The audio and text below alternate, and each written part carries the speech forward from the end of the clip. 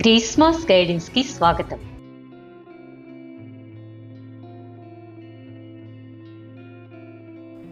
మన శరీరానికి, మనసుకి తమను తాము నయం చేసుకునే అద్భుతమైన శక్తి ఉంది.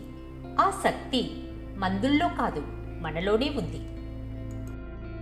మనం దానిని వినడం మరిచినప్పుడు అది మౌనంగా ఉండిపోతుంది. ఈరోజు దానిని మళ్ళీ మేల్కొలుపుదాం.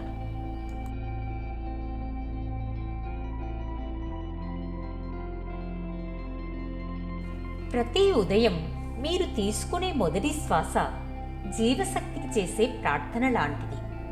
సూర్యకాంతి మీ శరీరాన్ని తాకే ఆ క్షణం ఒక కొత్త ఆరంభానికి ఆహ్వానం. ప్రతి శ్వాసతో పాటు కృతజ్ఞతను నింపుకోండి. అదే స్వస్థతకు మొదటి అడుగు.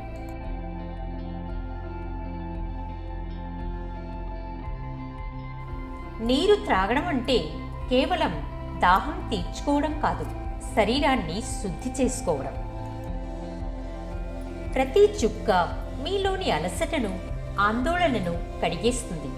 ప్రతి సిప్తో మీలోని కొత్త జీవశక్తికి ఆహ్వానిస్తున్నట్లుగా భావించండి.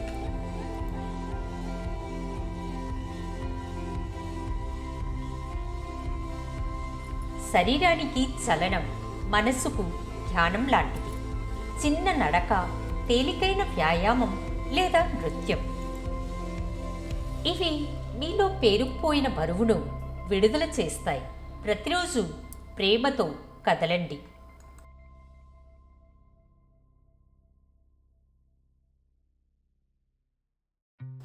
మౌనం కూడా ఒక మందులా పనిచేస్తుంది. మనసుకు విశ్రాంతినిస్తే అది కొత్త శక్తితో పుడుతుంది. అలసినప్పుడు ఆగడం బలహీనత కాదు, అది ఆత్మగౌరవం.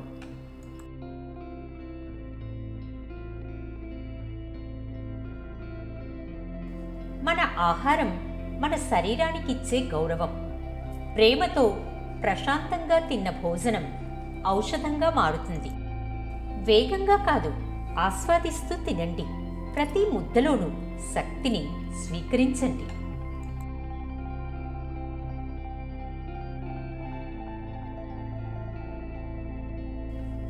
లోపల దాచుకున్న నొప్పి మనసును గాయపరుస్తుంది. బాధ అనిపిస్తే దాన్ని బయటకు రానివ్వండి. ఏడవండి, రాయండి లేదా నమ్మకమైన వారితో చెప్పండి. భావాలు విడుదలైనప్పుడే మనసు తేలికపడుతుంది. అదే అసలైన స్వస్థత.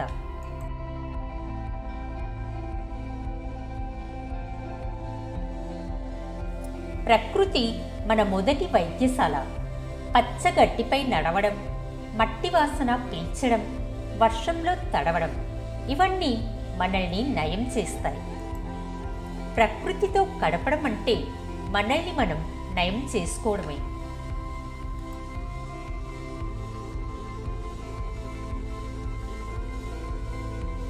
మన శరీరం ప్రతిరోజు మన కోసం అద్భుతంగా పనిచేస్తుంది. దానికి కృతజ్ఞత చెప్పడం మన హీలింగ్ వేగాన్ని పెంచుతుంది.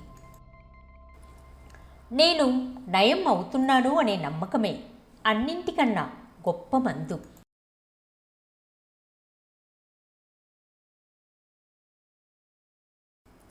మందులు, సలహాలు అవసరం ఉండొచ్చు, కానీ అసలైన వైద్యశక్తి మనలోనే ఉంటుంది.